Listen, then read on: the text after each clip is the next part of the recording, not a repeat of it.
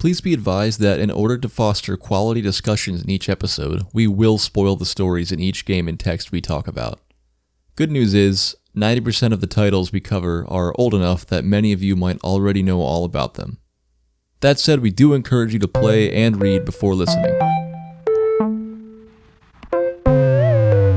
Listen up now, believable. Get ready for arcade workshop. Vagabond. We play a game, check it out. Don't be lame. Listen up now, believable. Get ready for arcade workshop. Have I told you about the coffee guy who comes into Aslan and hates our coffee? No, and that he repeatedly comes in even though he hates the coffee. Yeah, so every Sunday, this asshole comes into the coffee shop, and for everyone listening,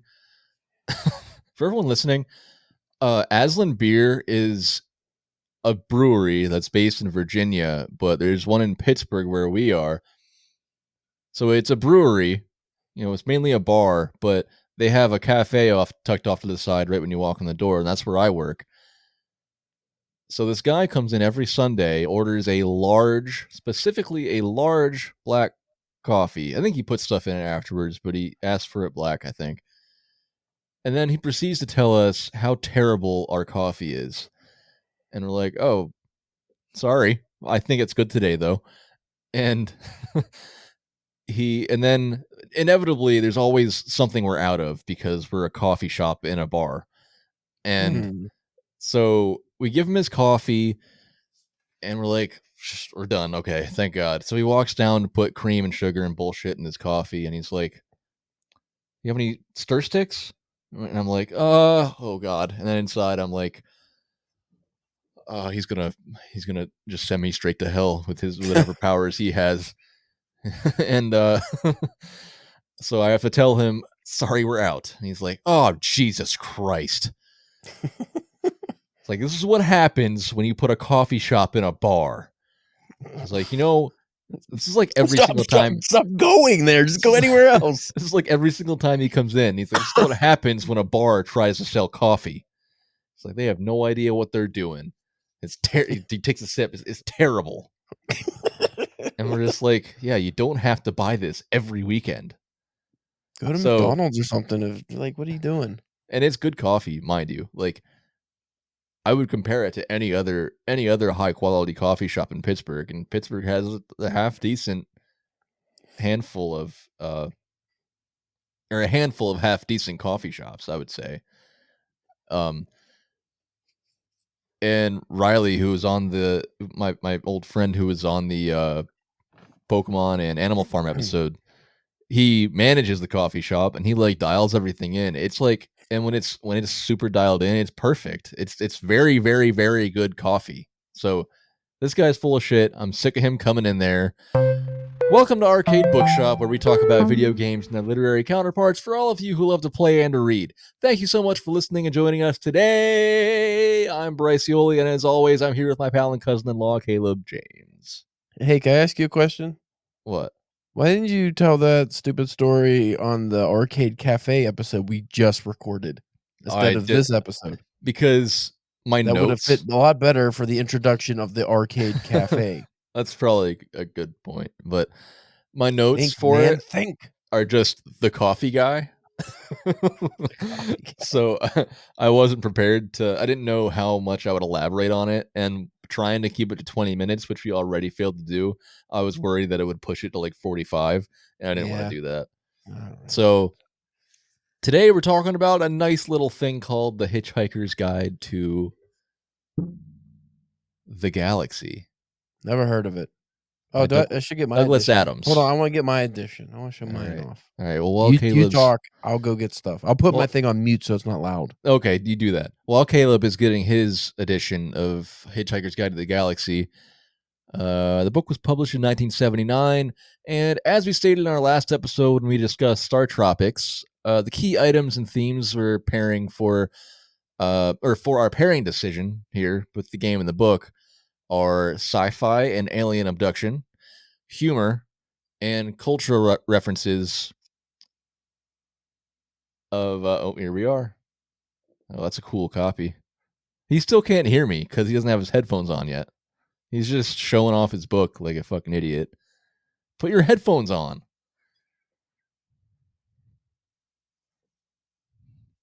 Anyway, oh, that's cool. So yeah, cultural references because StarTropics has a lot of Americana stuff in it. And Hitchhiker's Guide sort of has like British culture reference throughout. And now Caleb can finally hear me. I forgot. I was sitting there saying I could hear you the whole time. I forgot I was on mute, so you couldn't hear me. I'm fucking stupid. Oh, what a dunderhead I am. Oh, I'm a grade A puddinghead. You could hear everything I was saying and you still kept talking? Yeah, because you're very loud and I can hear it through my headphones that were hanging up. But this is my Barnes & Noble Ultimate Edition, and it's the Don't Panic, and it's very good. This is not the version I read. I read this book years ago. I read like 3 of them, I think. Just the cheap paperbacks like you got, and then they got kind of poopy, and I stopped reading them. Okay. That's a cool edition, though. I feel like the Barnes & Noble editions, they do look really cool, but I feel like they all kind of look similar in a way, and that one's actually unique. What are you trying to say they look similar? What do you mean? Well, Elaborate. like Go on, elaborate, fool. they're like fake leather bound, and Yes. they have like shiny stuff on, like decorative stuff. I mean, they all have their own unique little features in the design on the front and back, but they usually don't have like nice graphics like that. I just opened this up to a very good chapter. Oh yeah? What chapter is that? This is chapter 14. 4 inert bodies sank through spinning blackness. Consciousness had died. Cold oblivion pulled the bodies down and down into the pit of unbeing. The roar of silence echoed dismally around them, and they sank at last into a dark and bitter sea of heaving red that slowly engulfed them, seemingly forever. Douglas Adams. Hitchhiker's Guide to the Galaxy. What the fuck was that? I don't remember that. I don't know. It's chapter 14. Chapter 14. I didn't say what book. Oh. I just opened it. I don't know what book it was. That doesn't sound like... I mean, it could have been. It appears to be The Restaurant at the End of the Universe. Oh, okay. I was also an excellent read. All right. Yeah, I was going to say, that doesn't sound familiar at all. So, synopsis. Ready, everybody? Are you ready to hear about what the Hitchhiker's Guide to the Galaxy is all about? I think everybody already knows. I feel so prepped for this one because we just did Arcade Cafe, and I'm like, jazzed up, and you're a beer down. Yeah. Out of your narrow glass. And I've been combing my beard, and I'm just feeling good. All right, here we go. Hitchhiker's Guide to the Galaxy. It doesn't father Arthur Dent. It follows Arthur Dent from somewhere in England. I don't know. In the beginning, his house is being demolished to make way for a highway, but incidentally, his best friend Ford Prefect turns out to be an alien stranded on Earth while doing research for a second edition of the Hitchhiker's Guide. Ford makes Arthur aware of Earth's impending destruction in 12 minutes to make way for a galactic superhighway. They hitchhike onto one of the ships that are in the process of destroying the Earth, and from there, events unfold for us to meet an unlikely group of alien characters who, by undergoing an improbable series of events, realize the point of their adventure is to find out who really created Earth and why, as well as to find the question to the answer about life, the universe, and everything, which is 42. Yes, it is 42. Were you going to add something? Maybe I was, maybe I wasn't. You put a finger up, like maybe it, as if maybe it is, but maybe it isn't. The answer to the life of why life is life and all that stuff. It is 42. I had a cocktail for the last episode we just recorded, and now I'm drinking some high-end beers and feeling a little frisky. Anyway, I was just going to say that the supercomputer they created to come up with the answer did not come up with the proper question. So that's what the Earth was made for. To come up with the question that would lead to the answer, which is 42. Exactly. And something.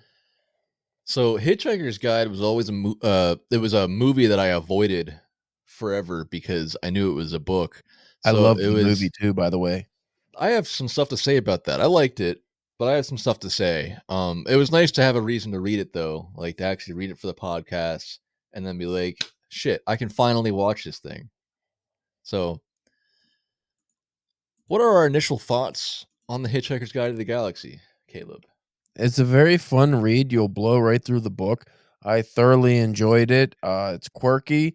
It is prime British humor, but in a way that I think Americans can enjoy.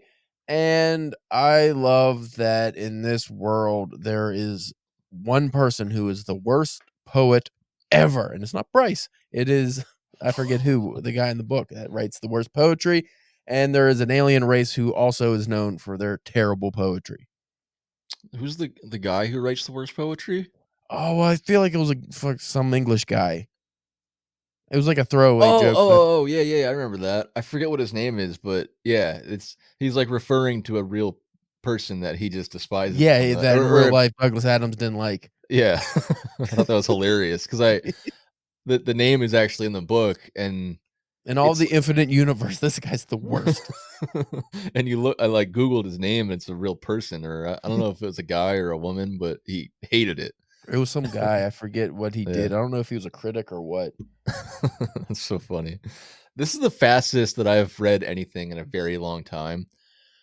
And either that or it felt the fastest because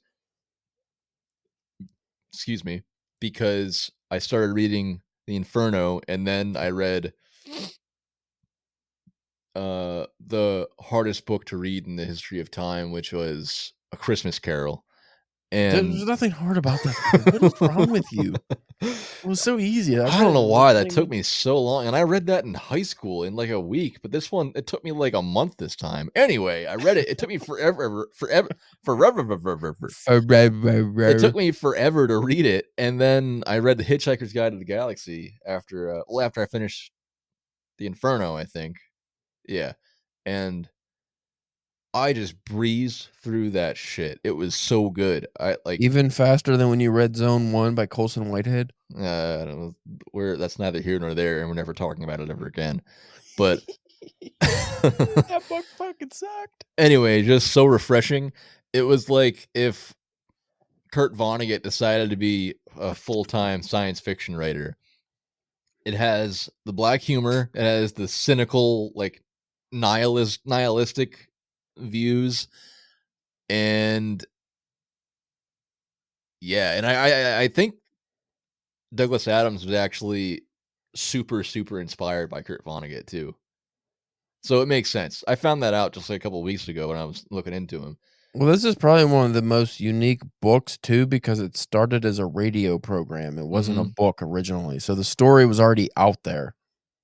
Did you ever listen to the radio program, or did you find that anywhere? Of course I did not. Did you? Okay. Yeah, me either. I did not. I'm not British, and I'm not from like the 70s, so no. Well, I bet the book is better anyway. It's probably at least comparable. Yeah, but didn't someone compare it to like the what's the famous one? The famous radio broadcast?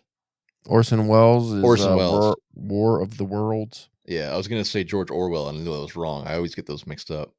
Yeah, because they're very similar men. One is British and one is American. Yeah. So I got people, I don't know why would they compare it though? Because there were popular radio programs that made people enjoy the radio. I don't know. No, but the Orson Welles, I never heard that. I never heard that once. I read it somewhere, but the Orson Welles one people thought was real, which is the funny thing nowadays. Can I ruin your life, Bryce? Yeah, go ahead. Well, I don't think it's gonna ruin your life. Nobody thought it was real. It was a gimmick. They said they thought they made it so people thought it was real, quote unquote, in the media because it's fucking fake news, just like it is now. So people would be like, "Oh, it elevated it. It made it like a spectacle." People didn't think it was real. They knew it was stupid. People weren't, just because they were back in the 50s or 40s or whenever that came out, they weren't that gullible. Yes, they were. Where'd you hear that? I think it was Orson Welles. Really? He did an interview where he talked about it. I was on Orson Welles kick recently, so I was reading and watching stuff about him. Interesting. But yeah, they said, from my understanding, that was, if not entirely fabricated, highly overblown. There was a lot of hyperbole there. They did not, riots in the streets and all this stuff because they thought aliens actually came down because of a radio broadcast. In reality, probably not that many people even listened to the radio broadcast initially. Well, you think you know something and then you don't. I mean, if you listen to the radio broadcast at the very beginning, it's like, H.G. Wells's War of the World. It was a very popular book anyway, so people listening to it probably knew it. Whatever. You're so gullible, Bryce. You're so goddamn gullible. I just Spreading fake news on the arcade bookshop. We don't do that here. We do not do that on this program. This is why the government is gonna. That was on the last episode. in the last episode of. You can't say the last episode because when you don't know when this one's going to drop. I was gonna correct myself. Anyway, the I'll initial edit that arcade cafe episode, assuming you don't change your mind. Yeah, we'll just forget that I said that. But what makes this book work is that it's like, dying. Oh no, Caleb, you just keep. I got the consumption. I know. You got to get it together. All right. What makes this book work is that Douglas Adams makes a completely random story, but he validates all of the randomness. And I thought I saw a video while I was reading this on TikTok or something, and it was about storytelling. How when you're telling a story, you shouldn't use the progression of therefore and but. I think that's how it is. Did you say you got this off of TikTok? It was someone, I forget who was in it, but it was someone actual credible. Or no, I got it backwards. You shouldn't say and then this happened, and then this happened, and then this happened. You should you're say not supposed to go step by step. Yeah, you should say this is what happened, and that happened, therefore this happened. Each thing develops the next thing rather than just narrating a sequence of events that you decide, that the storyteller decides happens.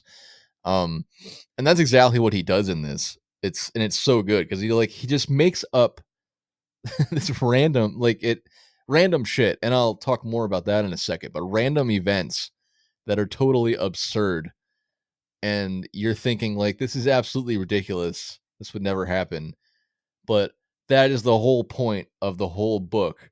It's all nonsense, absurdist stuff that would never happen. And it would never happen because they eventually get into this spaceship that has an improbability drive or something like that, where what does it draw them into the most unlikely of events that are actually the most perfect coincidences? I thought it was just events that happen at random, and something along those lines. Right, but for the purpose of the story, it's the most perfect coincidences to keep the story going. Yes. I'm sorry. There's a story I heard recently that I wanted to check the date on. It looks like 2020. Oh, this is a recent one, 2023. There was a humpback whale found in by the Amazon River. But when I initially heard the story, it was a blue whale in the Amazon rainforest, and I thought, interesting. But apparently, it's the Amazon River, so it's a little different. But even so, that's still kind of weird. Yeah, where is the Amazon River? Through the Amazon in Brazil. It did not say anything about Ebola petunias found nearby, though. Is that still a weird thing? It's really far from a body of water?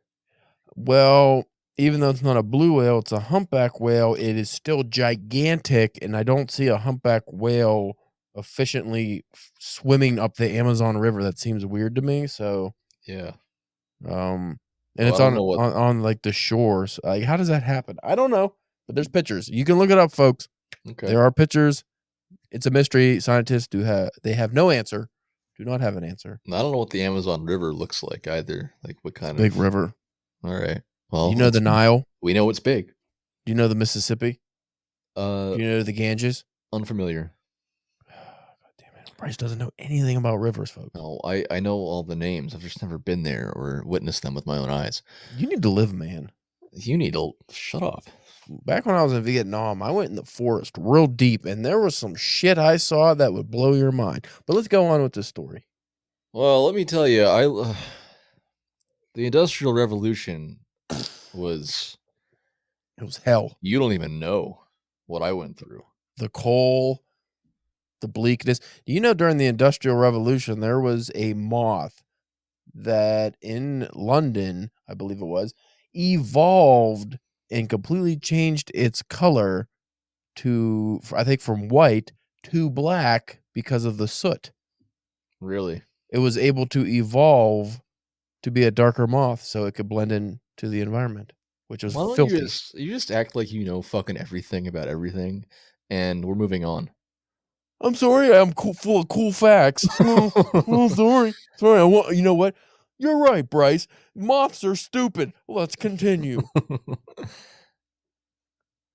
I think what's fun about this book compared with StarTropics is that while StarTropics is supposed to be... I forgot about the game.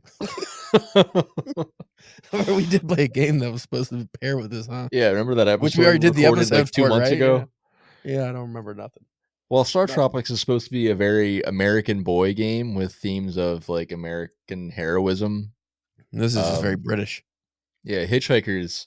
Well, it's not like an in your face like "Long live the Queen" bullshit message or whatever. It does have a very similar like everyman feeling with when you're watching Arthur Dent be a typical Brit. So I thought that was the main point, the main thing that brought it together, along with the science fiction stuff. Right, Caleb? I agree. I just wanted to state, for your amusement, Bryce, Life, the Universe, and Everything, which is book 3, I believe.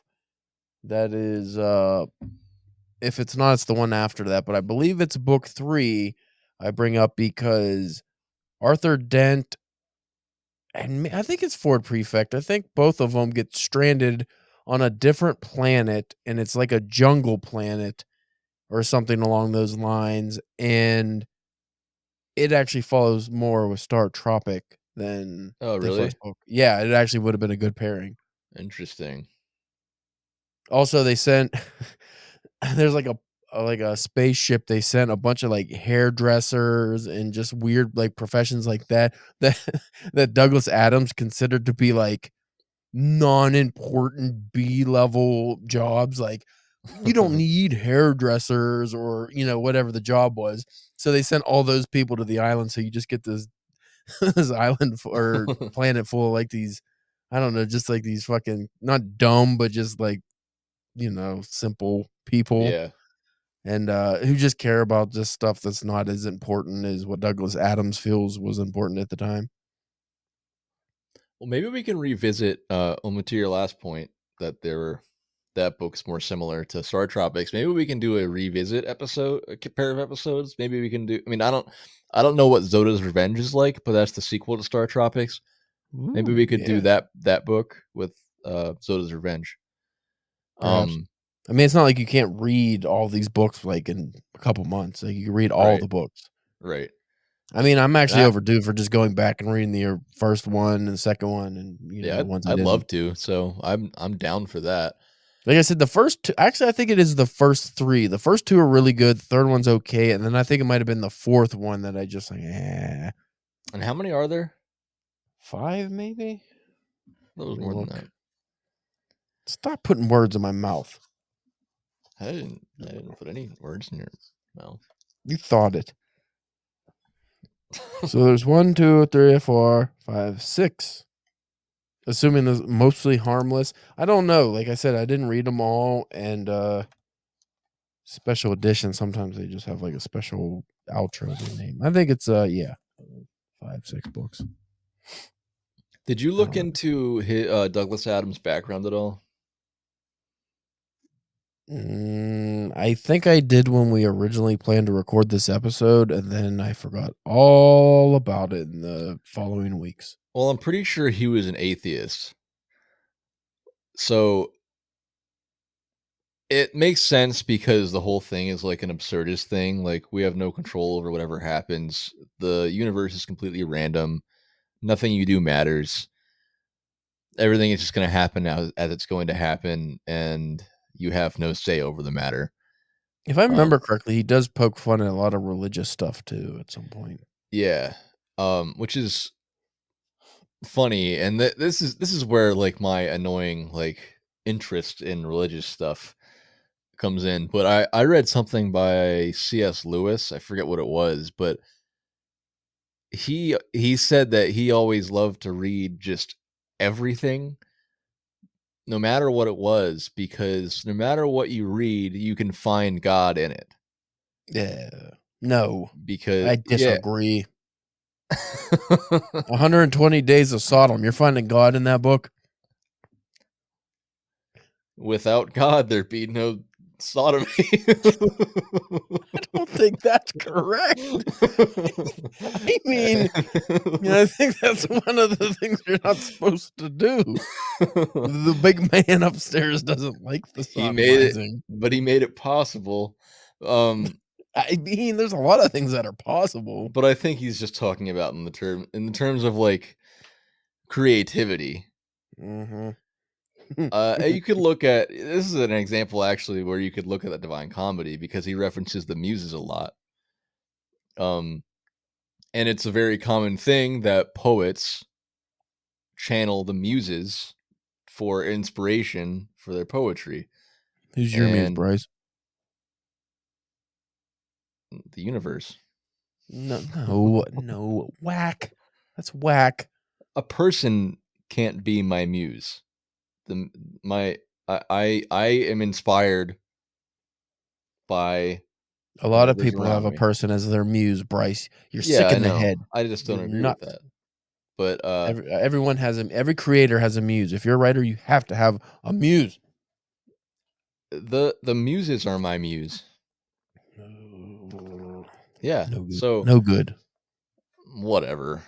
Anyway, I think something as creative as Hitchhiker's Guide to the Galaxy is incredibly inspired.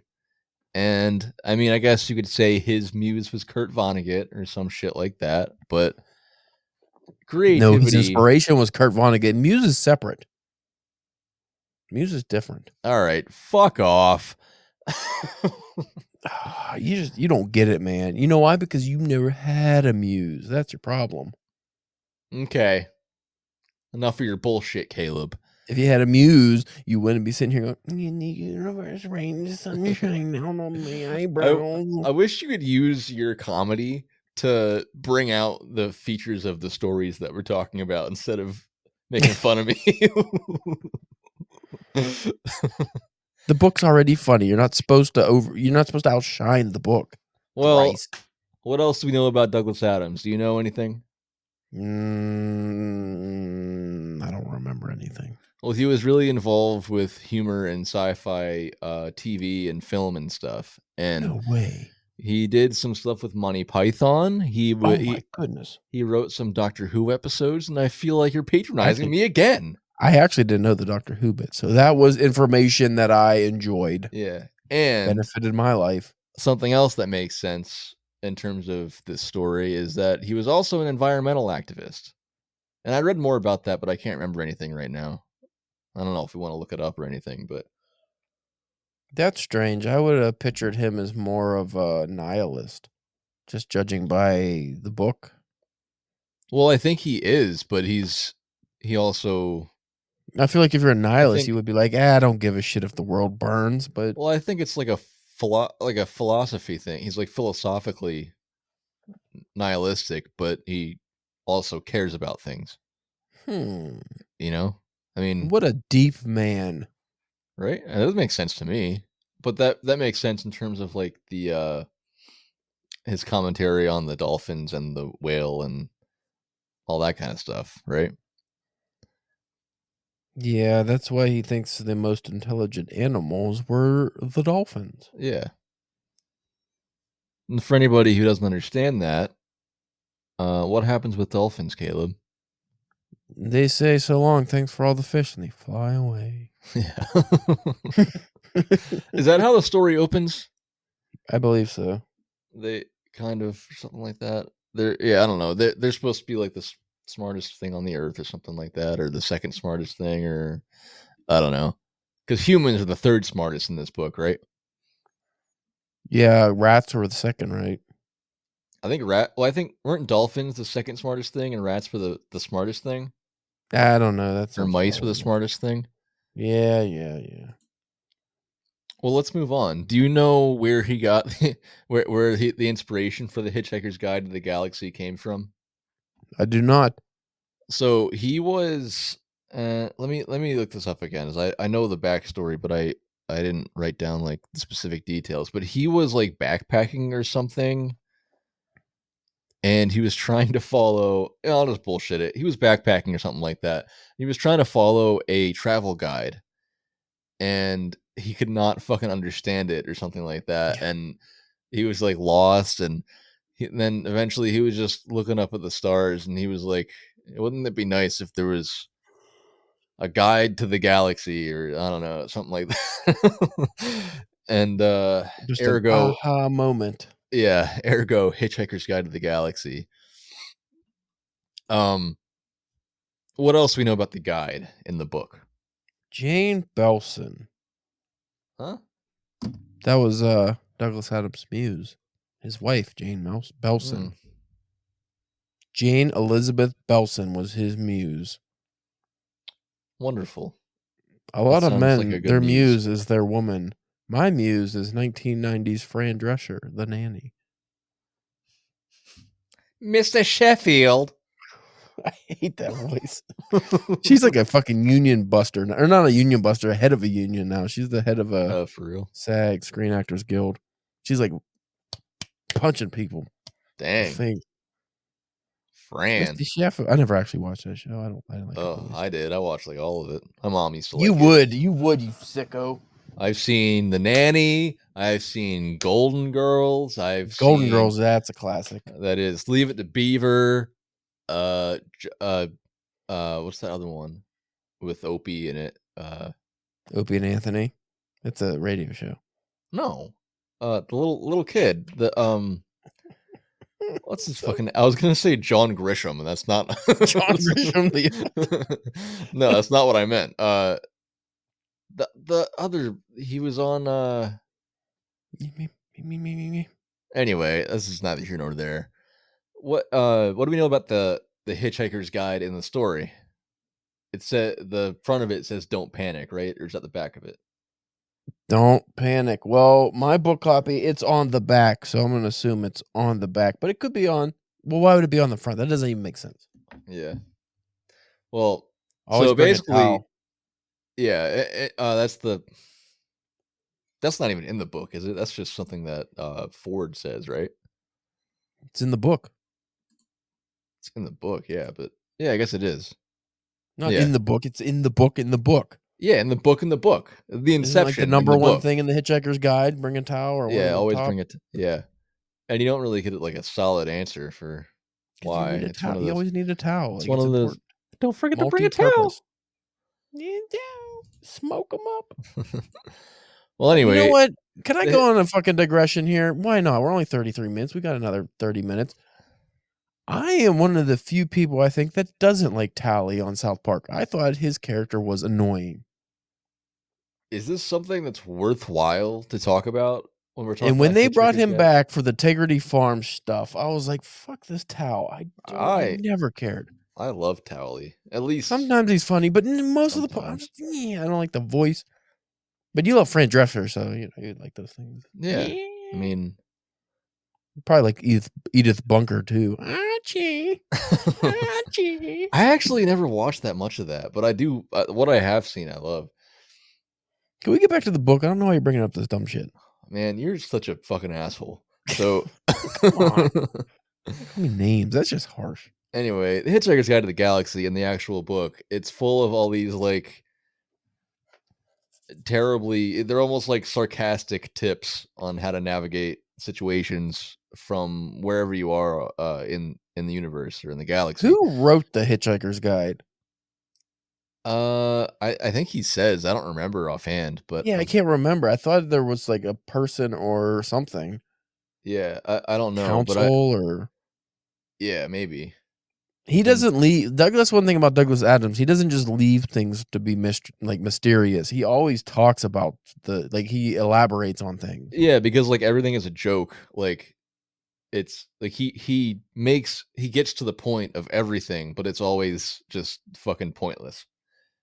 The Like book there, isn't a book either, isn't it? Like a tablet or something, yeah, like an electronic device. it's kind of like I was gonna say like a Kindle kind of, Yeah. sort of like it's. I mean, it's even less advanced than that, really. Only it holds. I mean, it's similar in that it holds that as much as a Kindle can, but if not more. But So is it better or worse than a Kindle, Bryce? What are you talking about? I think the way he describes it, I don't know. You could interpret it differently, I guess. I think I'm probably combining text and visuals that I've seen of it, where it's like just like a digital like readout, like one of Mhm. those signs that just goes across, you know what I mean? Anyway, it's basically like a Kindle. We'll just leave it at that. Um and it says funny shit all the time. Like what does it say about Earth that that Ford ended up revising? Remember that? Vaguely. Let me look it up. I read this book in my early 20s, so it's been like 15 years. And I haven't watched the movie in at least 5 years. Oh, so the Hitchhiker's Guide in the book, the original edition, the definition of or the entry for Earth just says harmless. And Arthur saw that and was giving Ford shit about it, and he was like, "I hope." Mostly harmless. Yeah, he's like, "I hope you revised it to give us more credit than that."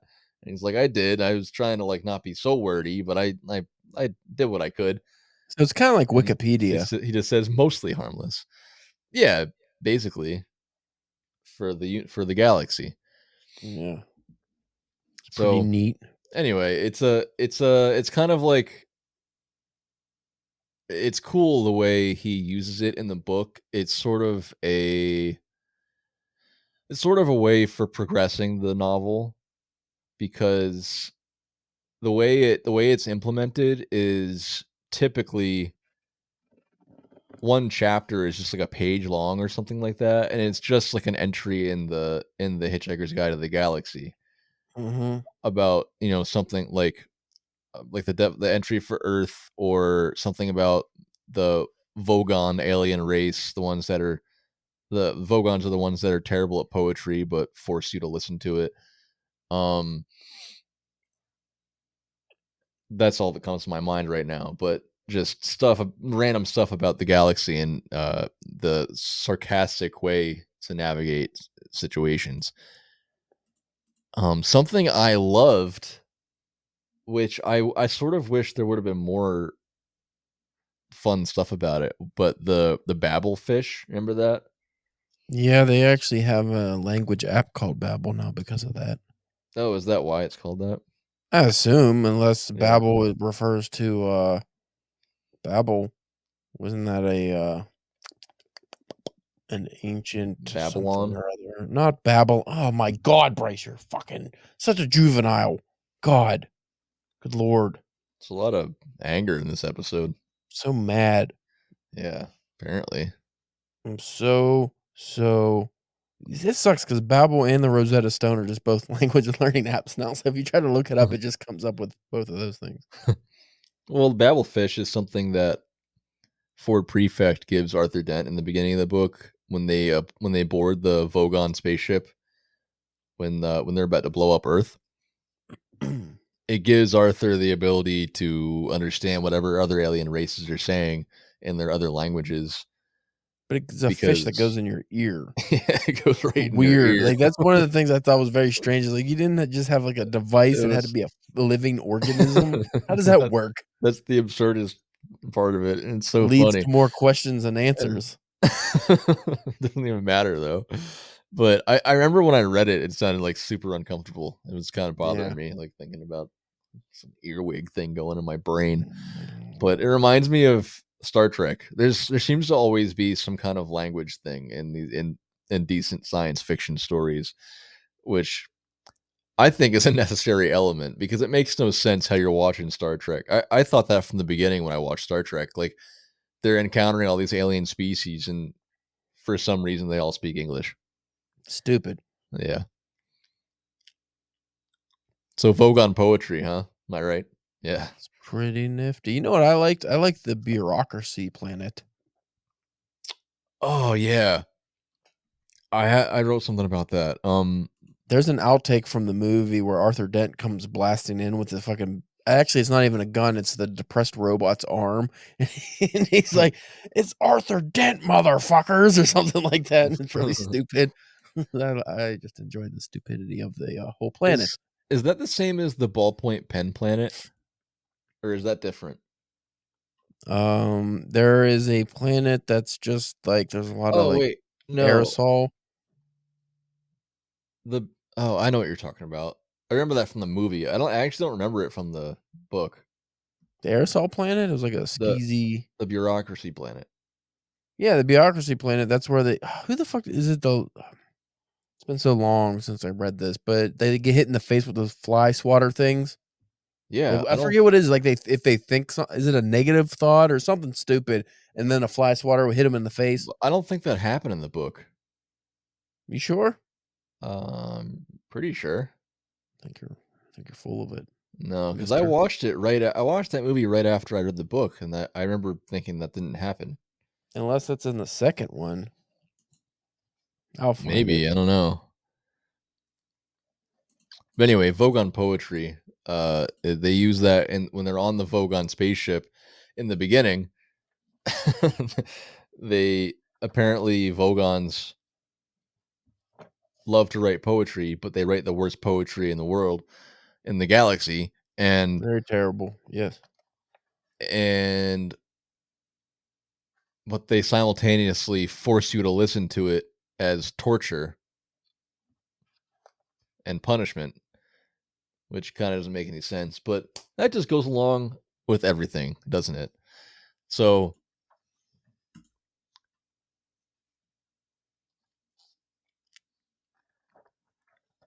what are you doing? Don't worry about it.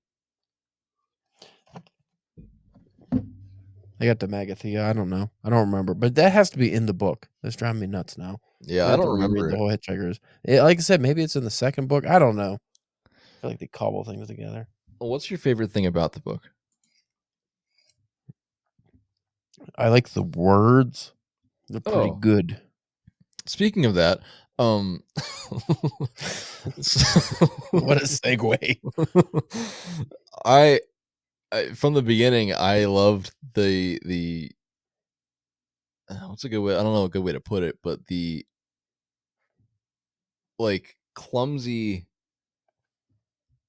but precise way that he puts things, such as the ships hung in the sky in much the same way that bricks don't.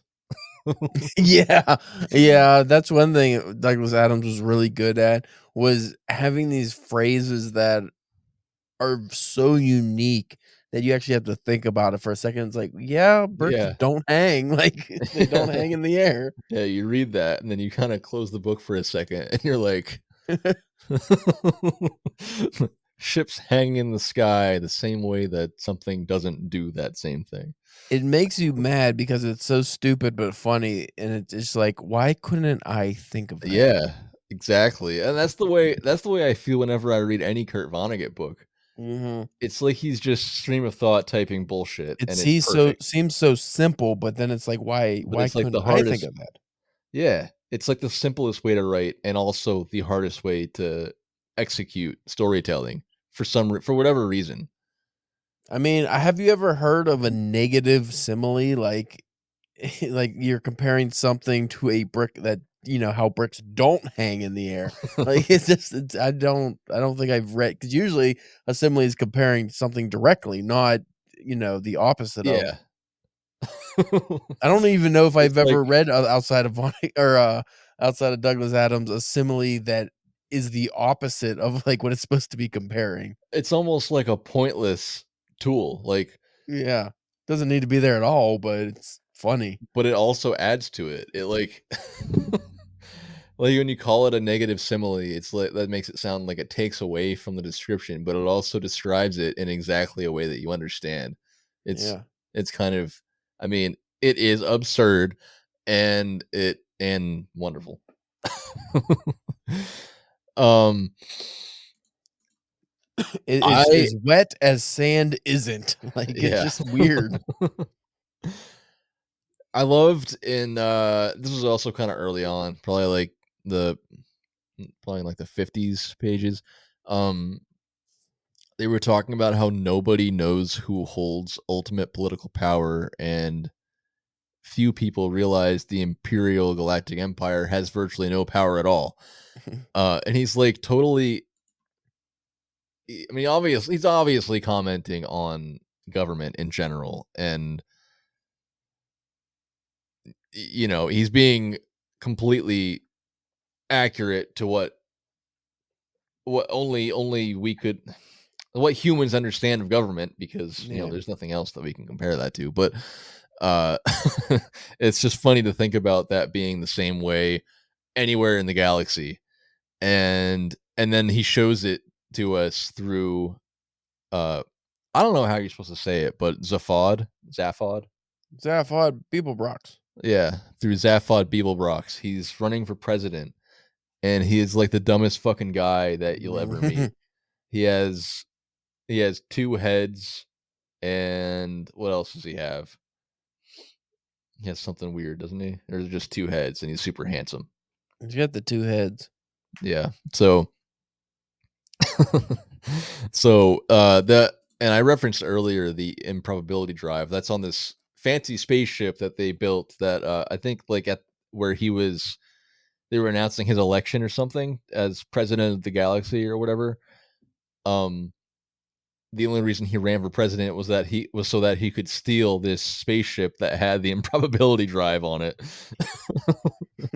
And then he just ran off in this spaceship, and with him he takes this woman who you later on find out is also a woman from Earth, and also as unlikely as it is, it's a woman that Arthur Dent was hitting on, or having like a meet cute with At a at a party. party on Earth, which Zaphod happened to be at as well.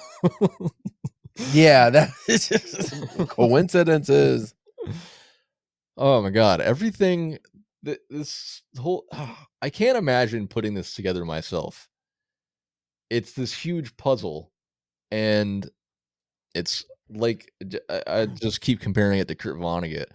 These books are so simple, it feels like they just sat on the fucking toilet and wrote it on toilet paper. And at the same time, it it's something that would take me like 5 years to get to match up. Yeah. Like all of these events, they're like scattered around. I mean, he introduces the mice so early on, and then you find out at the end of the book how important they are. Do you remember that? Yeah. Like you I remember always him. wondered if he just wrote it by the seat of his pants, and then he would be like, I introduced mice. Let me make them something, Mhm. important. Or if it was actually a plan all along. Because I don't know anything about his writing style. I don't know if this was all outlined and he was like, Yeah. no, this is how it's going to go and it's going to end this way. But I mean, it would be pretty hard to go from just these stupid mice that seemingly insignificant to creating their own versions of Earth and everything else like supercomputers. Yeah. Yeah, because it turns out that the mice are they're the ones that wanted to. Well, aren't the mice asked the question to what's it called? What's the computer called? The big brain computer. I don't remember. Yeah, I can't remember what it's called though. Oh, that's so annoying. But the mice asked that question to the supercomputer, right? And then they're the ones that they ordered Earth to be created to find the answer or The to Earth is find a supercomputer. right, but they ordered it to be built, right? Yeah, and they got in the business of building planets, Right. which they did a really good job in the movie. And Like they of built showing it. that. They built it because Earth was supposed to develop the question to the answer of 42. Yeah, And it just so happens that 5 minutes before before the question was going to be asked was when the Vogons destroyed Earth. to make it a fucking highway. There was something ridiculous in the book though when they return, like they make a new Earth, and they're just able to bring back everybody that was killed or something.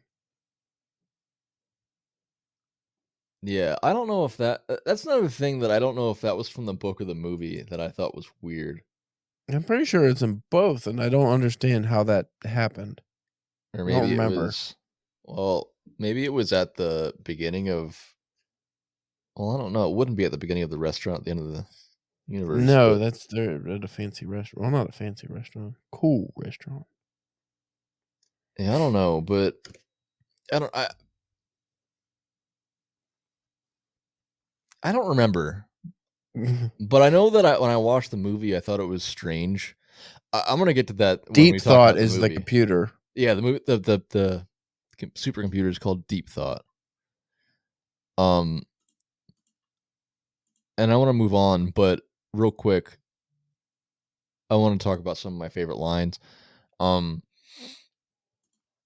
my first one was when Arthur is first when he first goes on to the Vogon spaceship in the beginning. He says, "I don't want to die now. I've still got a headache. I don't want to go to heaven with a headache. I'd be all cross and wouldn't enjoy it." Which is funny because I've had that thought before. Like, I don't want to. I hope when the world ends, it's not when I have a migraine. Because for anyone that doesn't know, I have migraines all the time.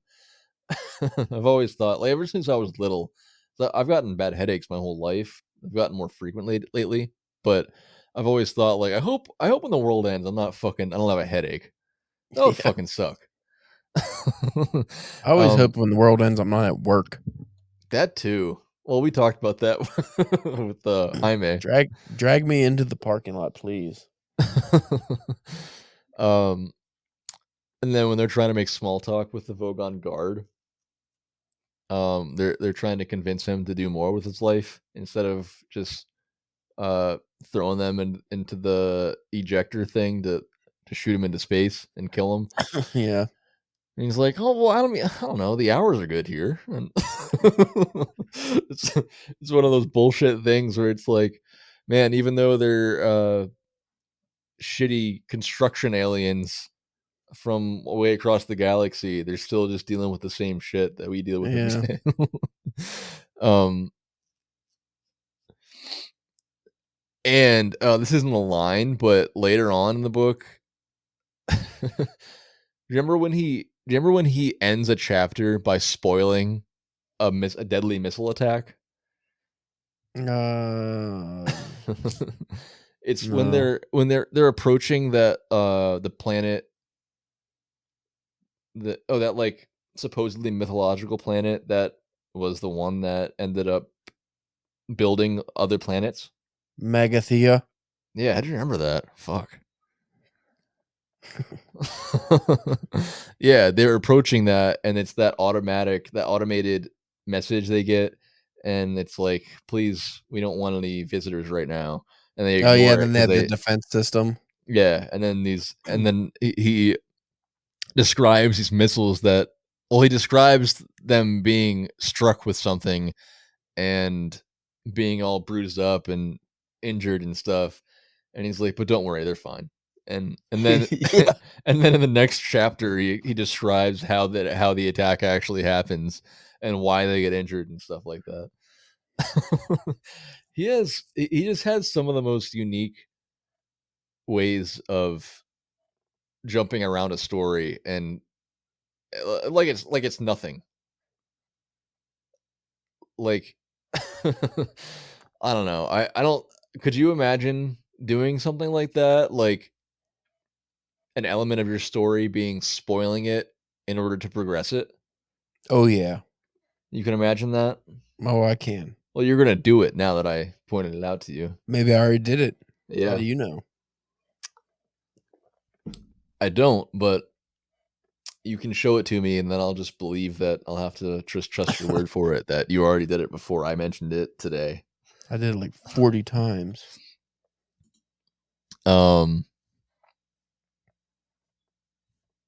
you want to talk about characters? I like the characters in this book. Arthur, he is dry and funny. My favorite is Ford Prefect. He's a good guy. So Ford Prefect is named Ford Prefect because he's an alien who was traveling just to write the second edition of the Hitchhiker's Guide to the Galaxy, and he chose his name because he thought the Ford Prefect was the most common like species on Earth. The most He almost runs him over. Yeah, he was trying to blend in with humanity, so he named himself after a car. He tried to talk to it. Yeah. So we know Arthur Dent, he's the main character, but Zaphod Beeblebrox is the guy who ended up being elected the president of the Imperial Galactic Government. He's just a totally obnoxious moron. And it's hilarious because I feel like I relate to characters like this, and it makes me feel like a dumbass, but You relate to the idiot character? well, because it's like he's an idiot, but he's also like intelligent. Mhm. He's got that like passive intellect. Like by chance he says smart things, and that's how I Well, he has feel. 2 brains. That's true, but he's mostly still fucking stupid. I think he's just impulsive. Yeah, but I don't know. Maybe He's like a smart guy who got CTE real bad. he drives you nuts eventually. Yeah. But anyway, and then you have Trillian. She's the woman that that Arthur Dent was flirting with, and that Zaphod Beeblebrox took with him. What's her real name? Oh shit, Trisha. Probably. Trisha McMillan or Millen? something. Yeah, yeah. And I had something that something that I thought was funny about her character is that she is like the only female in the entire book, I think, if I remember correctly, except for like some very minor characters. And her honestly only function is okay, 2 things. Is just to humorously humiliate Arthur Dent by showing that Zaphod could take her away from him. Yeah. and just like show the futility of like the everyman living on Earth. But also just to bring the mice away from Earth. Yeah. That's like her main character function. Like when I looked back on it overall, I was like, she actually didn't even really do anything but criticize Zaphod, which was, I mean, that's necessary, but I don't like, remember any other female characters in the later editions either. Really. yeah. I mean, if his wife is his muse, that kind of surprises me. But I just made that up. I don't know if she's his muse. oh, are you fucking serious? Why would she be his muse? He doesn't look like a guy that has a muse. What are you talking You drive about? me nuts. I can never tell when you're bullshitting me. I mean, you're going on and on about muses. I don't know what the fuck you're talking about. Anyway, you also have Marvin, who's a depressed robot who ends up saving Marvin's the day my at the end of the favorite. book. He's the best. Yeah. Oh, and that's voiced by in the movie. He's voiced by Snape, right? Snape. Really? Really? That's how you're gonna refer to him?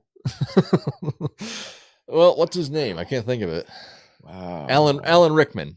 Alan Rickman. At He's least in Die Hard, which we did an episode on. At least I thought of it myself instead of just waiting for you to say it. I was going to, but I was like, maybe Bryce will get it. Snape, out of all, wow. And then there's the most important character in the book, who is the whale, who is manifested by the improbability drive, because he is because that planet shoots 2 missiles at the ship, and they need like an emergency whatever, and the ship turns the missiles into a whale and a pot of petunias or something. Yeah. So the whale He's trying to figure out what's going on. He's Yeah. like, "Ooh, I feel the air. Oh, wow, what's that?" Ooh. He actually has he's like sentient kind of, and then all of a sudden he just explodes on the Well, on the planet. imagine if like your first moments and your only moments of life and consciousness and everything you know is just immediately free falling to Earth or a planet, and you don't know what that is or what's happening and all these Yeah. weird sensations. It'd be It's like, crazy. oh my, I have a tail. Wow. And then he was like naming stuff too, wasn't he? What's that thing coming to me? I think I'll call it Earth or something. I'll call it the ground. This whole thing, it's like I realize we're kind of, this is like a scatter episode, but that's just what the book is like. It's like, I mean, he puts it together very well, but it's just a series of it is a series of randomness that just makes you laugh the whole entire time, and it's just so good. It's real good. I'm moving on to the movie unless you have more to talk about. No, because we're an hour in and we had to finish. Yeah, we're good though.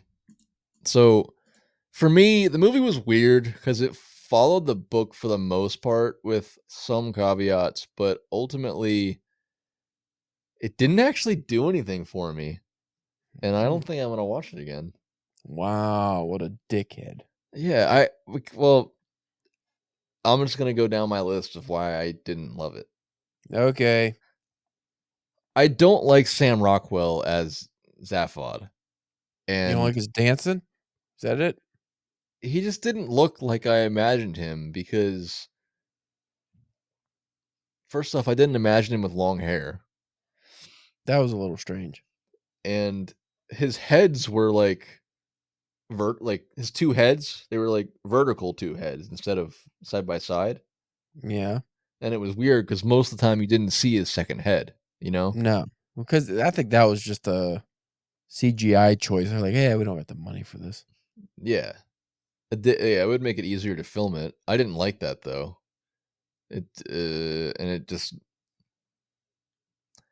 He was just too goofy, and he was like too dumb in the movie, and it made me hate him instead of enjoying his character.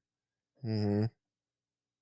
And that just drove me nuts. I feel like they didn't have to make him, like, I like Sam Rockwell, but I'm like in very specific roles. I feel like you can really either hate him or love him. And I hated him in this one. Name your favorite Sam Rockwell role. Oh, Moon. Moon. Did you see I that? never watched Moon. I never saw that. Dude, that shit was so good. That was my favorite Sam Rockwell movie. What about The Green Mile? Oh, I hate him in that. I mean, Yeah, you're he's supposed to hate him. Yeah, I was gonna say he's good in that because you're supposed to hate him, but he's very easy to hate in that. But yeah, I don't like looking at him in that. Mm-mm. I don't like. Oh, Trillian in the movie, she was American. Yeah, and in the book she was British. Yeah, or we weren't told otherwise, at least. I don't think we were told otherwise, but they had to have quirky Zoe Deschanel, right? Yeah, but and then they really emphasized a romantic subplot in the movie that wasn't in the book.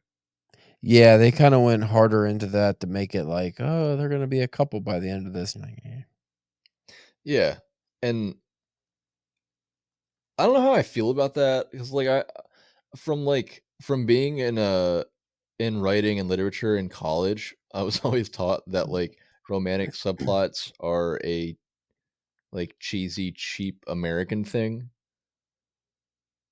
And a part of me agrees with that, but a part of me wonders if, being the person I am today, a part of me questions me being taught that. You know what I mean? Like whether that's just something that they're teaching here, or like I don't know if it's a good thing or a bad thing, I guess. Except I mean, I don't know. What do you think? I never really thought about it. Mm, I honestly can say I don't write romantic subplots in any of my works. yeah. It's I mean, maybe either that's there's a real the thing, right? romance element is supposed to be there as the main thing, or it's not there. Yeah. And that's probably why the book works better to me than or better for me than the movie does. But they tried to promote it towards an American audience, is why the most of the cast was American. I guess so. Did you like Mostef as Ford Prefect? Yeah, but I just like him generally. He's a funny guy, but Yeah. again, not British, but he's supposed to be an alien, so he didn't have to be British. Right. He's British in I every other iteration I've seen, and I don't think it really fits because he's not a British man. I He's an felt alien. like I felt like his character wasn't emphasized as much in the movie as it was in the book. I feel like I mean, maybe it's hard to say. As when you read a book and then immediately watch the movie, you're kind of like trying to apply the progression of the book story to the movie and see where it doesn't align. So it's hard. Do you know what I mean? Like you get distracted watching a movie based on a book because you're thinking about the book while you're watching it. You I don't know what separate. I separate. no, I can't do that. So I don't I know. Lord of the Rings has taught me you make sure that you have to separate or you're not going to enjoy usually the movie because the movie won't be as good. Or in Stephen King adaptations, usually the book is not as good as the movie. Think of Not The always. Body, aka Stand By Me, or The Shawshank Redemption, or things like that, or 1408. Usually the stories aren't as fleshed out as the movies become. The exception to that, at least in this case, is The Shining. The Shining movie sucks compared. It's good, but compared to the book, it sucks. Yeah, I like both, but I saw the Shining movie first, but yeah, I could see that because the book was really good. Yeah, well, I watched the movie first too, but when I read the book, I was like, dude, this is like it's a whole different experience almost. There's so much more character development in the book that it like Yeah. absolutely isn't even there in the movie. But anyway, So you didn't like Yazin Bey as Fort Prefect. That's what you're saying. what You didn't like Yazin Bey as Fort Prefect. is that his actual name?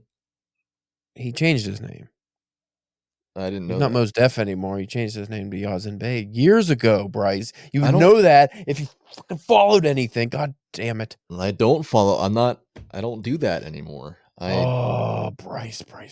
And I don't even apologize. But He's he's listed. been in other movies. I haven't watched. I don't know what else has he been in that I would know that. Bunch of stuff.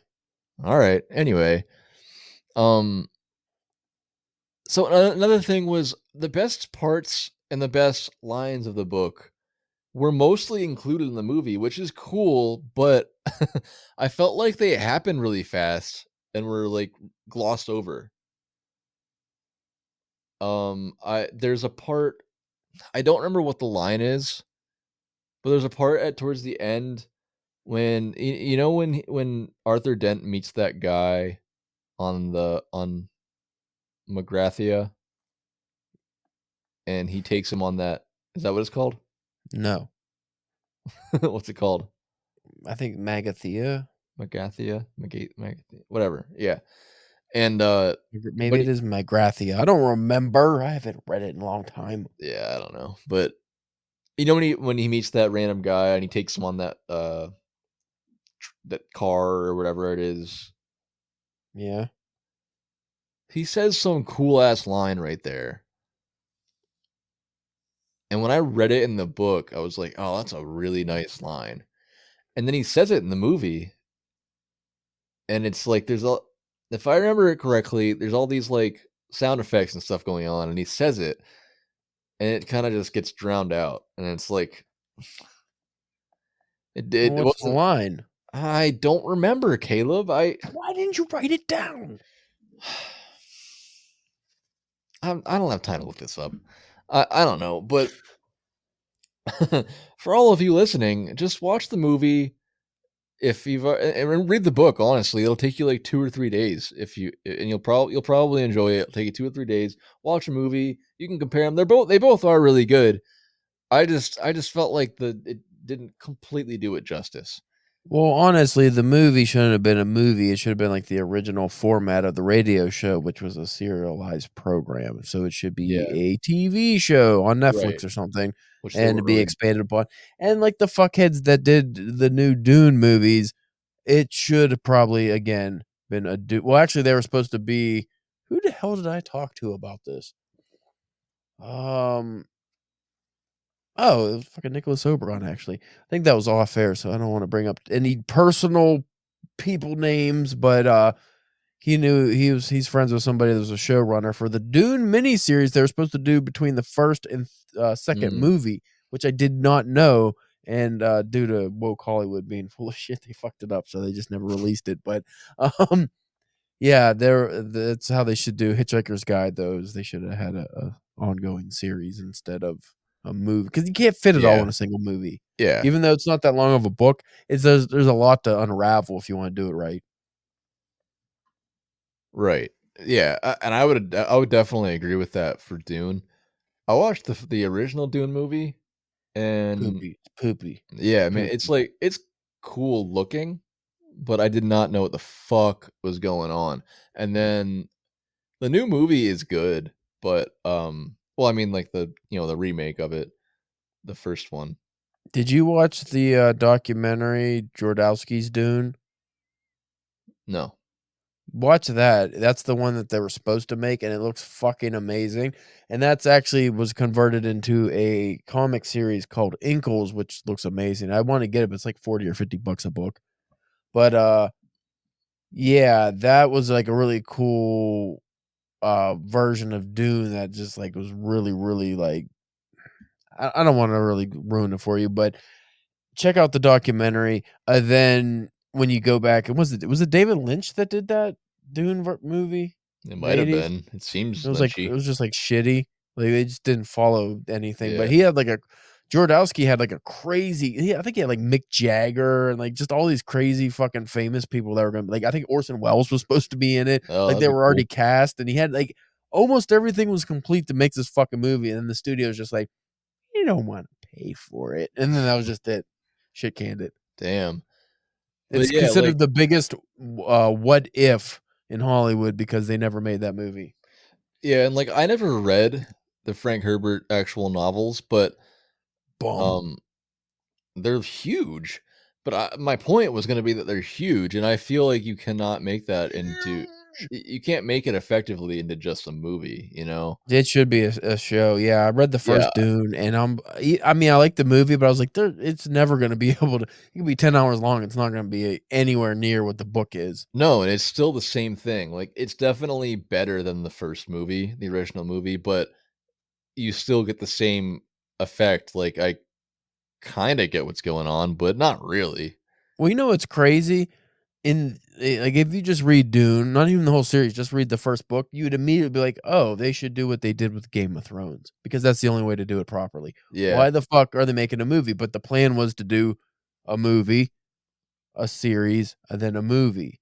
But then the series got shit canned because they hired a bunch of fucking idiots. Yeah. All right. Well, we digress.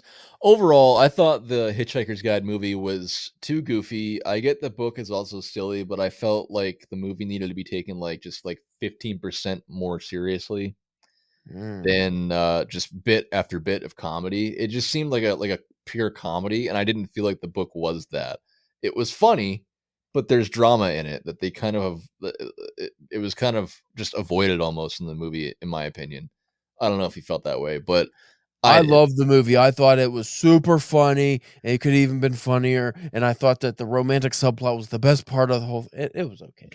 All It right. was Well, okay. I liked Martin Freeman as Arthur Dent. I will give it He was that. good. And it was charming how they ended it with Slarta Bartfast offering Arthur his home back on New Earth, because they destroy the Earth for the Galactic Highway, and in the end, Magrathia or whatever is already planning a new Earth to continue looking for the. I think to continue looking for the question to the answer of Mhm. 42 or whatever. And yeah, Slaughter Bartfast offers his house back because they were all, in the beginning they also destroyed his house. Um, By the way, Douglas Adams was really good at names. Slaughter Bartfast, yeah. Just all the names, like every character name is very memorable. Yeah, it really is. Especially Ford Prefect, and you'll never forget about the accomplishments and endeavors of the Ford company. But but yeah, no, I don't. That didn't happen in the book where Slaughter Bartfast offers his home back. That definitely didn't happen because they don't even go back to that scene. They go to the restaurant at the end of the universe. They don't. Right. Yeah. So anyway, that's the movie. What was your favorite part of the? Well, I already asked you that, but did you give me a serious answer? What was your favorite part of the book? You didn't ask me what my favorite part of the book was. I thought I did. All right. Well, No. go on. My favorite part of the book, maybe you did, and I said the words. Yeah. I enjoyed I believe it was in the first book where there's a scene of inconsequential events that unfolds into a full-on war between two alien Oh, planets. dude, that's mine. Yeah, it was fucking awesome. The way it was written, you're just like, whoa. Yeah. So Even he in the says, movie, I thought they did a good job of showing it. he says, Arthur randomly says, "I seem to be having tremendous difficulty with my lifestyle," and I think it's because I forget what exactly the scene is, but it's because he's like all a mess wearing his stupid bathrobe the whole movie Yeah, or the the whole whole movie in the book. story. And at that precise moment that he says that, a wormhole had appeared, which sends that comment across the galaxy, across a table discussion between two warring species, and his comment, "I seem to be having tremendous difficulty with my lifestyle," is actually the greatest insult to this culture. So therefore, it caused. Therefore, pull back to that storytelling thing I mentioned earlier. Therefore, it caused a 1,000-year-long war until they realized it was just one big misunderstanding. So they then launched an attack on Earth and were ultimately swallowed by a dog upon arrival due to a miscalculation of size. Yeah, they were fucking tiny. They're so good. So stupid. Like, it didn't need to be in the book or movie at all. There was no purpose for it. Didn't progress the plot. It was really So funny, good. though. My only confusion with that is if the Earth is already destroyed, they'd have to be talking about New Earth, which wasn't populated yet, right? So it doesn't. It's. I think that's the one part where it seems like a. Continuity error. Unless I missed something. Well, it's a wormhole, so maybe the time and Yeah, space wasn't lined up properly. that's true. There you go. There's the answer. I'm smart. All right. You know what we haven't done in a while? I don't know. Oh, I know it's coming. I know it's coming. Go ahead. Is everybody ready, listeners? You ready for another episode or another episode? Another Wow. you ready for Take another 2. segment? Are you ready for another segment of Top 5 Times?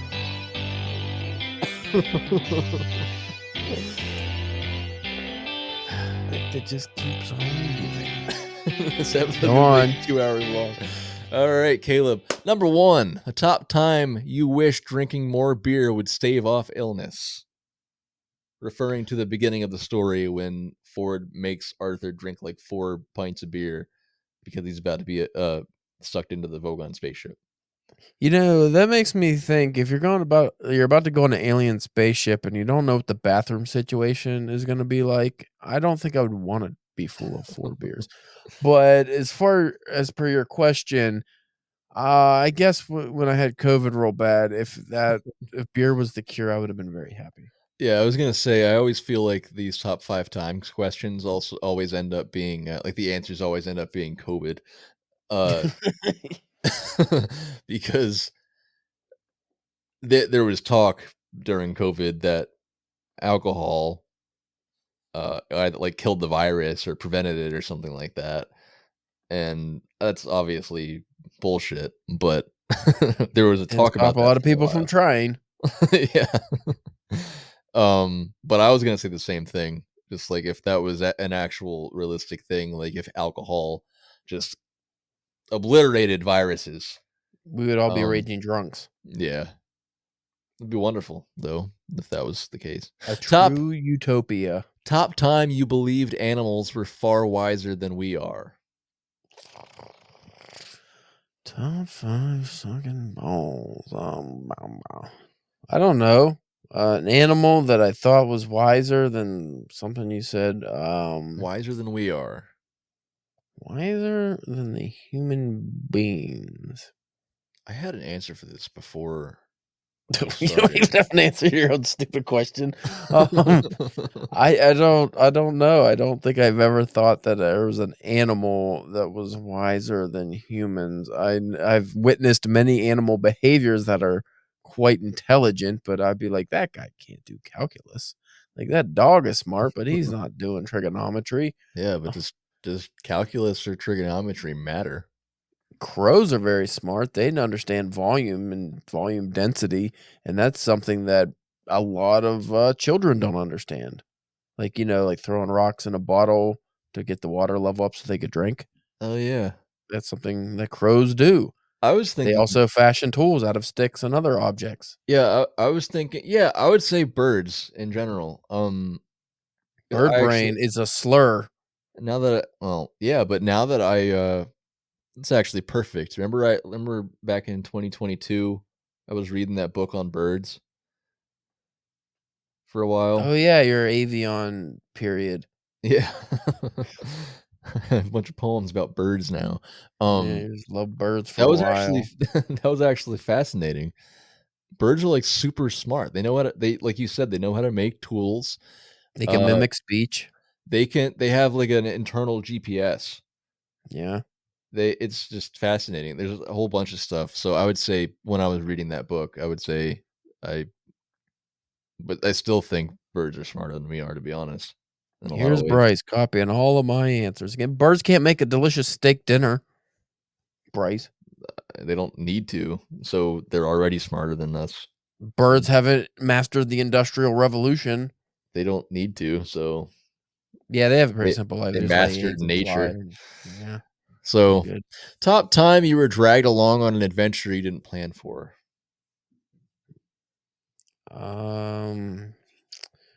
Been on a lot of adventures that I didn't plan for, but I can't name any one significant adventure that changed or altered my life in any meaningful way. I don't know. You can answer this one first. I don't think I can. Um, Oh, no, when I was drafted into Nom, I wasn't planning for that. yeah, that would be, yeah. You gotta think of a better answer. I do have mine, though. We sort of planned for this, but we were just going on a hike together, me, my wife, and, stepdaughter, and it was supposed to be this quick thing, like 20, 25 minutes, and then, like, halfway through the hike, it's like a local hiking path. Halfway through the hike, we were like, "All right, let's just," we got hungry. It was taking longer than we thought. We couldn't remember which direction to turn down to get back to the road. And so we started taking a shortcut. You don't take shortcuts when you're going on a hike. And so we ended up in this, oh my gosh, this long patch of just bramble and brush. And man, I had to push aside this like huge path of thorny bushes and just get myself cut up so that my stepdaughter could run run through it, and she still got pricked by stuff, and she was having a hell of a time. And then after, I don't know if it was after, I think it was before, actually, before all of that, we had to cross the the the creek, and it was like it was a time of year where it was like, I don't know if it was like spring, or I think it was like early spring. It was ice cold, and walking across it, it was wide enough that walking across it took long enough that you felt like you were gonna get frostbite before you got all the way across, and then we had to go through all the thorns and stuff, and there was just all this crying, and I was inconsolable. I don't think Lewis and Clark had nearly as a harrowing adventure as you did. Yeah, I wouldn't believe so. So That does remind me of a time where I also went hiking up a mountain in Acadia in Maine. Actually, I had a couple mountain experiences that were kind of strange, but this one, I remember we were it wasn't even the precipice that was most dangerous, but it was the one below that. So it was more our level. We climbed it, and we have some rungs and stuff. But we climb up this mountain, and then we go on this big hiking trail. And by the time we hit the peak, and it's not a super big mountain, but by the time we hit the peak, the sun started going down, and we had to go back down the mountain the other way, and it was getting very dark. The sun was dropping fast, and then bats came out, and it was like, oh shit, this isn't going to be good if we get stuck up here. And we just made it. But another time, which was unexpected, it really shouldn't have been unexpected. We were in Colorado, we were climbing the Rockies, and we went on this trail, and it was in springtime, and we're like, oh, everything's nice and, not snowy. The mountain was covered in ice, and we went up an ice trail and up an ice mountain, and everything was ice, and it was dangerous. But yeah, that's all I can really think of. Nothing all too right. impressive. Nothing as harrowing as you going on that little I mean, nothing the beats that. creek and the trail. Top time you ran into someone completely out of usual context, and I'm referring Mm, to Trillian when Arthur finds her out in space somewhere. I mean, I'm always thrown off, at least when I was younger, when I'd run into like a high school teacher or something outside. You're like, whoa, you're like a real person. Wacky. Um, Again, I don't think I have a real great answer for this because I can't think of anyone I've run into where it was like very bizarre to see them in a different situation. You ever see any famous people? George Wendt almost knocked me over once. I had a run in with Lou Ferrigno that didn't go well. The dwarf from what was it? Pirates of the Caribbean actually walked under my brother's legs and he didn't notice, which I thought was fucking hilarious because I was the only one that saw the little guy. It was in a crowded convention center. I was like, dude, you didn't see him? Like, uh, That's crazy. I also, I think it was the same convention. Uh, who was the guy that played Constantine on the show? The show?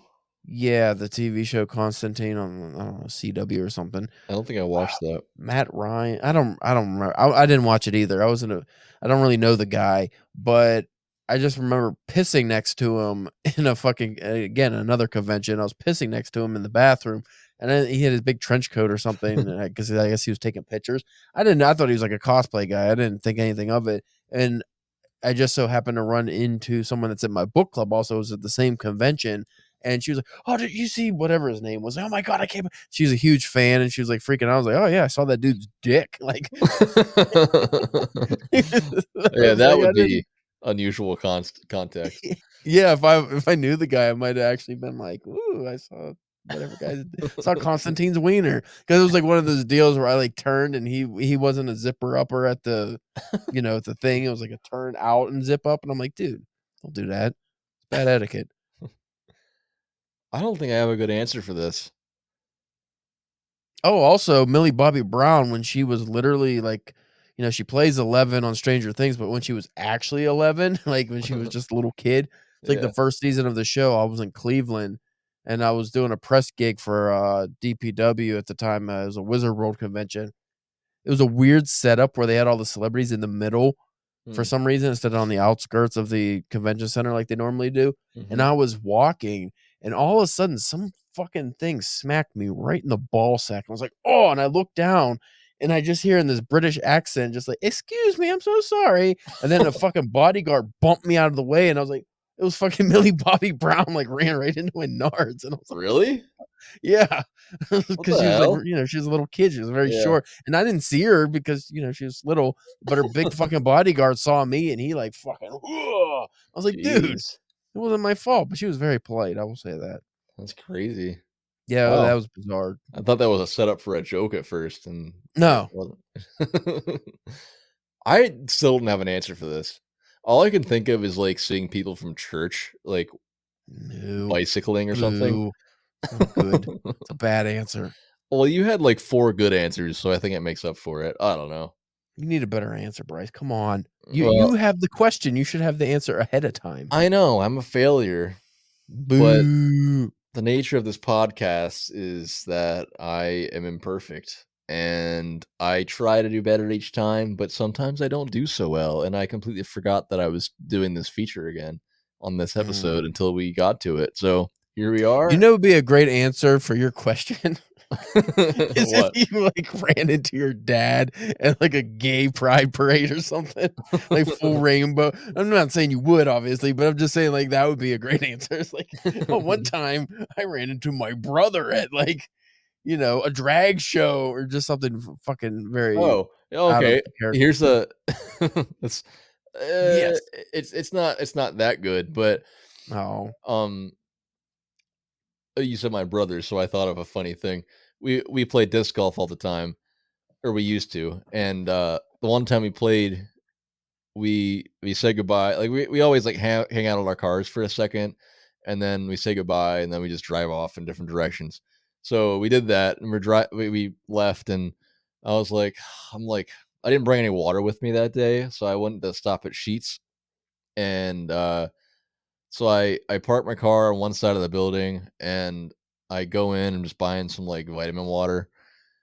And as soon as I walk in, I see across the room, my brother walks in on the other side at the exact same time. So we parked on opposite sides of this Sheets and walked in. And I was like, "Hey, what are you doing here?" And that's what I've got for our valued listeners today. So let's move nothing on with to a number drag 5. show at all. No, God damn it. but top time you really relied on a handbook or maybe a strategy guide to complete something. I have a woodworking book I use sometimes Yeah. when I'm working my wood. I don't know. I've used guides. I remember Grand Theft Auto San Andreas. I used the fuck out of that strategy guide. Had all the cheat codes in it. I'm pretty sure it was. I don't know if it was Final. I think it was Final Fantasy VII. I think it was. I just the one time I played through it, I just played through it like step for step of what the strategy guide said, and it totally ruins the experience. It's kind of like overdoing save states, like we've talked about. And I also did that the only time I played through Final Fantasy 13 also. It just so moral of Hitchhiker's Guide to the Galaxy, don't use it. Just look straight ahead. Use your own eyes and make judgments for yourself. Could you say the same for the Holy Bible? No. But it's a guide of life and just go straight ahead and you hypocrite. I knew it. I knew you were gonna get you. And that wraps up another segment of Top 5 Times. That was a bad one because you didn't have an answer for any I of them. know. I'll do better next time. So Caleb, I think I gave StarTropics a 7. I'd give this book an 8. I give it You give it a 10? I don't know. I haven't read it in a long time. Maybe. All right, well, I give it an 8 because it was written in my language and style. I felt like it's one of those things you read or I read, and I feel like I'm reading my own voice. Flows in my brain seamlessly, which is funny because it's a British novel. So I picked. British.